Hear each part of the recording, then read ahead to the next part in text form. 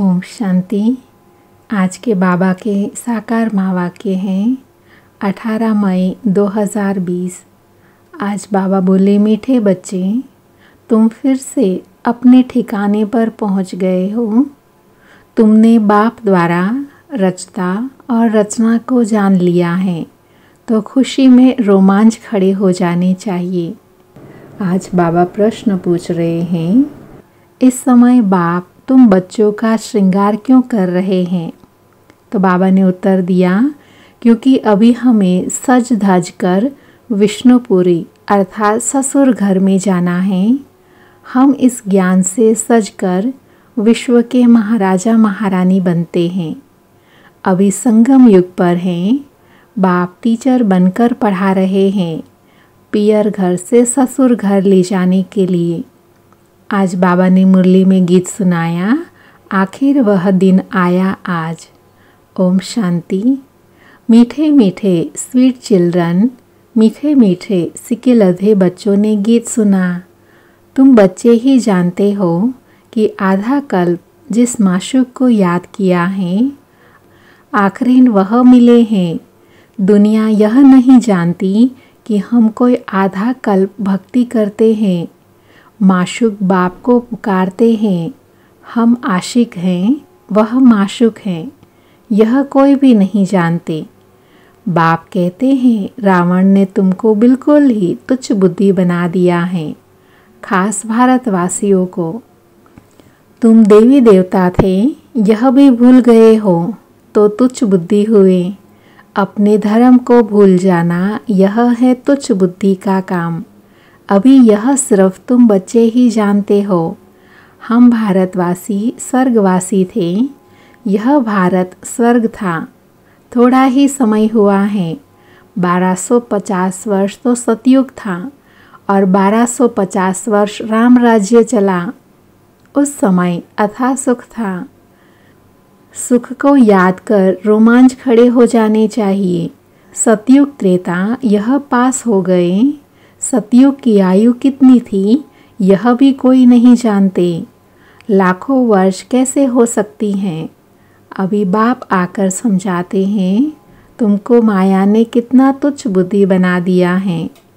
दुनिया में कोई अपने को तुच्छ बुद्धि समझते नहीं है। तुम जानते हो, हम कल तुच्छ बुद्धि थे। अभी बाबा ने इतनी बुद्धि दी है, जो रचता और रचना के आदि मध्य अंत को हम जान गए हैं। कल नहीं जानते थे, आज जाना है। जितना जितना जानते जाते हैं, उतना खुशी में रोमांच खड़े होते जाएंगे। हम फिर से अपने ठिकाने पर पहुंचते हैं। बरोबर बाप ने हमको स्वर्ग की राजाई दी थी, फिर हमने गंवा दी। अभी पतित बन पड़े हैं। सतयुग को पतित नहीं कहेंगे, वह है ही पावन दुनिया। मनुष्य कहते हैं, हे पतित पावन आओ। रावण राज्य में पावन ऊंच कोई हो ही नहीं सकता। ऊंचे ते ऊंच बाप के बच्चे बने तो ऊंच भी बने। तुम बच्चों ने बाप को जाना है, सो भी नंबरवार पुरुषार्थ अनुसार। अपने दिल से सवेरे उठकर पूछो, अमृत वेले का समय अच्छा है। सवेरे अमृत वेले बैठकर यह ख्याल करो, बाबा हमारा बाप भी हैं, टीचर भी हैं। ओ गॉड फादर, हे परमपिता परमात्मा तो कहते ही हैं। अभी तुम बच्चे जानते हो, जिसको याद करते हैं, हे भगवान, अभी वह हमको मिला है। हम फिर से बेहद का वर्षा ले रहे हैं। वह है लौकिक बाप, यह है बेहद का बाप। तुम्हारा लौकिक बाप भी उस बेहद के बाप को याद करते हैं, तो बापों का बाप, पतियों का पति वह हो गया। यह भी भारतवासी ही कहते हैं, क्योंकि अभी मैं बापों का बाप, पतियों का पति बनता हूँ। अभी मैं तुम्हारा बाप भी हूँ। तुम बच्चे बने हो, बाबा बाबा कहते रहते हो। अभी फिर तुमको विष्णुपुरी ससुर घर ले जाता हूँ। यह है तुम्हारे बाप का घर। फिर ससुर घर जाएंगे। बच्चे जानते हैं हमको बहुत अच्छा श्रृंगारा जाता है। अभी तुम पियर घर में हो ना, तुमको पढ़ाया भी जाता है। तुम इस ज्ञान से सजकर विश्व के महाराजा महारानी बनते हो। तुम यहाँ आए ही हो विश्व का मालिक बनने। तुम भारतवासी ही विश्व के मालिक थे जबकि सतयुग था। अभी तुम ऐसा नहीं कहेंगे कि हम विश्व के मालिक हैं। अभी तुम जानते हो भारत के मालिक कलयुगी हैं, हम तो संगम युगी हैं। फिर हम सतयुग में सारे विश्व के मालिक बनेंगे। यह बातें तुम बच्चों की बुद्धि में आनी चाहिए। जानते हो विश्व की बादशाही देने वाला आया है। अभी संगम युग पर वह आए हैं। ज्ञानदाता एक ही बाप हैं। बाप के सिवाय किसी भी मनुष्य को ज्ञानदाता नहीं कहेंगे, क्योंकि बाप के पास ऐसा ज्ञान है जिससे सारे विश्व की सद्गति होती है। तत्वों सहित सबकी सद्गति हो जाती है। मनुष्य के पास सद्गति का ज्ञान है नहीं। इस समय सारी दुनिया तत्वों सहित तमो प्रधान है। इसमें रहने वाले भी तमो प्रधान हैं। नई दुनिया है ही सतयुग, उसमें रहने वाले भी देवता थे। फिर रावण ने जीत लिया। अब फिर बाप आया हुआ है। तुम बच्चे कहते हो हम जाते हैं बाप दादा के पास। बाप हमको दादा द्वारा स्वर्ग की बादशाही का वर्षा देते हैं। बाप तो स्वर्ग की बादशाही देंगे और क्या देंगे। तो बच्चों की बुद्धि में यह तो आना चाहिए ना, परंतु माया भुला देती है, स्थायी खुशी रहने नहीं देती है।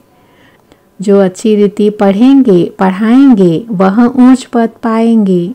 गाया भी जाता है सेकंड में जीवन मुक्ति।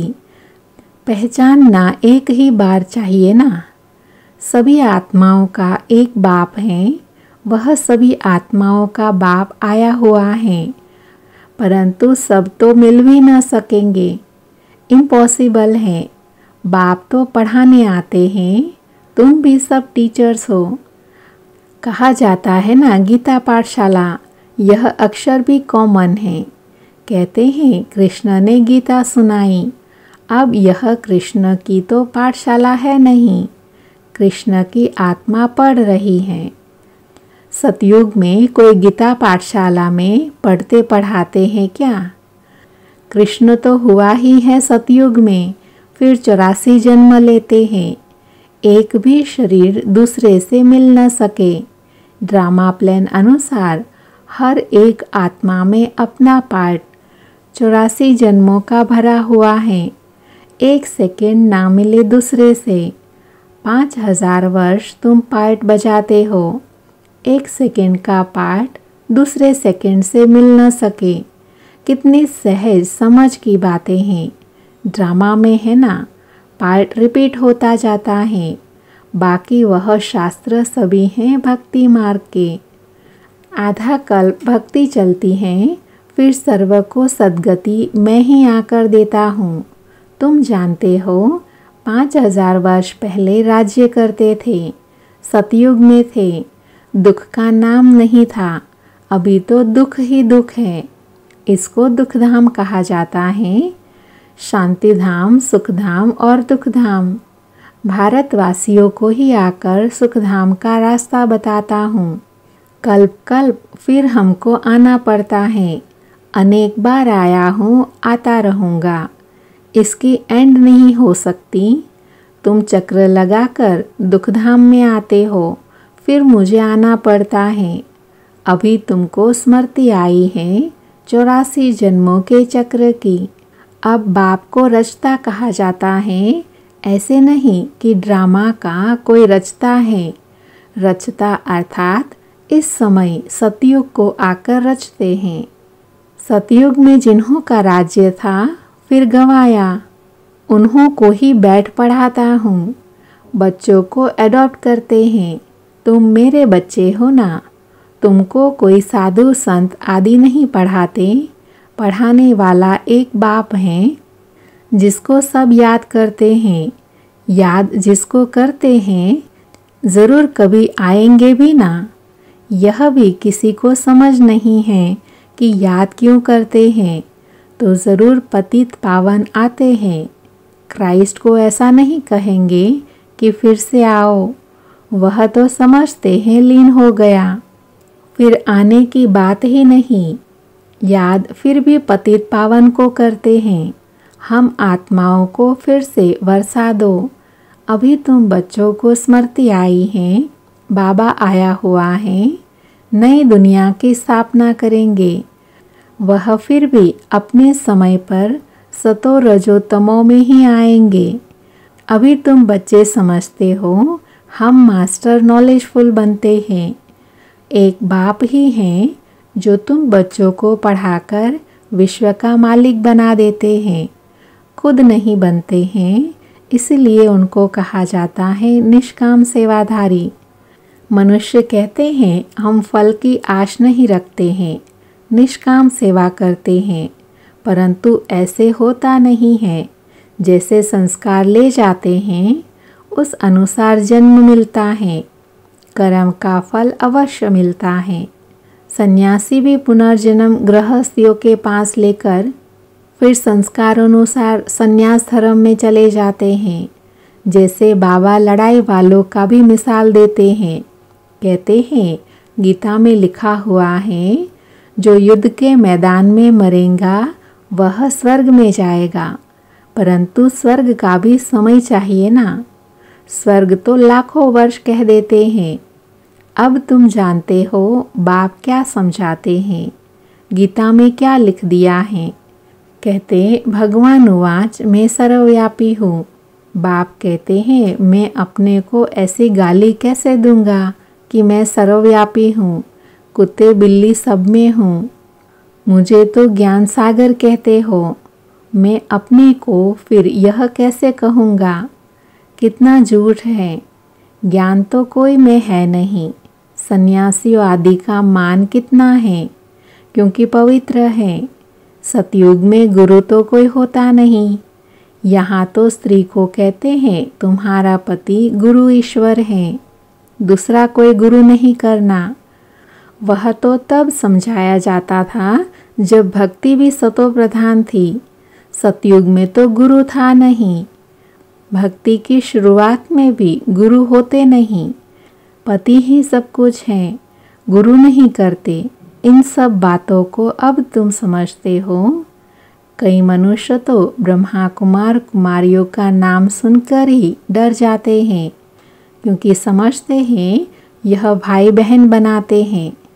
अरे प्रजापिता ब्रह्मा का बच्चा बनना तो अच्छा है ना, बीके ही स्वर्ग का वर्षा लेते हैं। अभी तुम ले रहे हो, तुम बीके बने हो। दोनों कहते हैं हम भाई बहन हैं। शरीर का भान विकार की बास निकल जाती है। हम एक बाप के बच्चे भाई बहन विकार में कैसे जा सकते हैं। यह तो महान पाप है।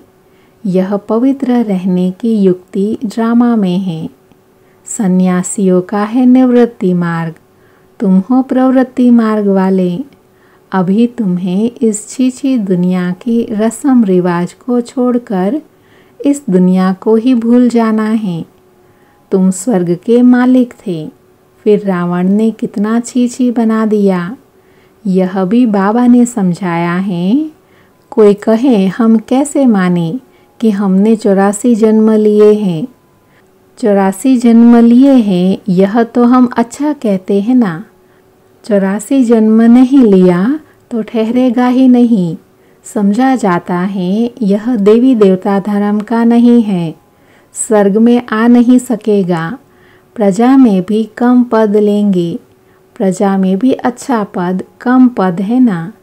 यह बातें कोई शास्त्र में नहीं है। भगवान आकर किंगडम स्थापन करते हैं। श्री कृष्ण तो वैकुंठ का मालिक था, स्थापना बाप करते हैं। बाप ने गीता सुनाई जिससे यह पद पाया। फिर तो पढ़ने पढ़ाने की दरकार ही नहीं, तुम पढ़कर पद पा लेते हो। फिर थोड़े ही गीता का ज्ञान पढ़ेंगे, ज्ञान से सद्गति मिल गई। जितना पुरुषार्थ उतना ऊंच पद पाएंगे। जितना पुरुषार्थ कल्प पहले किया था वह करते रहते हैं। साक्षी हो देखना है, टीचर को भी देखना है। इसने हमको पढ़ाया है, हमको इनसे भी होशियार होना है। मार्जिन बहुत है, कोशिश करनी है ऊंचे ते ऊंच बनने की। मूल बात है ही तमो प्रधान से सतो प्रधान बनना। यह समझने की बात है ना। गृहस्थ व्यवहार में भी रहना है, बाप को याद करना है तो पावन बन जाएंगे। यहाँ सब पतित हैं, इसमें दुख ही दुख है। सुख का राज्य कब था यह किसी को पता नहीं है।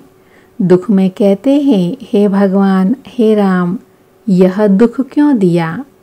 अब भगवान तो किसी को दुख देते नहीं, रावण दुख देते हैं। अब तुम जानते हो हमारे राज्य में और कोई धर्म नहीं होगा, फिर बाद में और धर्म आएंगे। तुम बल कहाँ भी जाओ, पढ़ाई साथ है। मन मनाभव का लक्ष्य तो मिला है। बाप को याद करो। बाप से हम स्वर्ग का वर्षा ले रहे हैं। यह भी याद नहीं कर सकते, यह याद पक्की चाहिए, तो फिर अंत मते सौगति हो जाएगी। अच्छा, मीठे मीठे सिके लधे बच्चों प्रति माता पिता बाप दादा का याद प्यार और गुड मॉर्निंग। रूहानी बाप के रूहानी बच्चों को नमस्ते। हम रूहानी बच्चों की रूहानी माता पिता बाप दादा को याद प्यार गुड मॉर्निंग और नमस्ते। आज की मुरली में धारणा के लिए मुख्य सार हैं। उसमें पहला है, सवेरे सवेरे अमृत वेले उठ ख्याल करना है। बाबा हमारा बाप भी है, टीचर भी है। अब बाबा आया है हमारा ज्ञान रत्नों से श्रृंगार करने। वह बापों का बाप, पतियों का पति है। ऐसे ख्याल करते अपार खुशी का अनुभव करना है। दूसरा है, हर एक के पुरुषार्थ को साक्षी होकर देखना है। ऊंच पद की मार्जिन है, इसीलिए तमो प्रधान से सतो प्रधान बनना है। आज बाबा ने वरदान दिया, संगम युग पर प्रत्यक्ष फल द्वारा शक्तिशाली बनने वाली सदा समर्थ आत्मा भव। वरदान का डिटेल है, संगम युग पर जो आत्माएं बेहद सेवा के निमित्त बनती हैं, उन्हें निमित्त बनने का प्रत्यक्ष फल शक्ति की प्राप्ति होती है।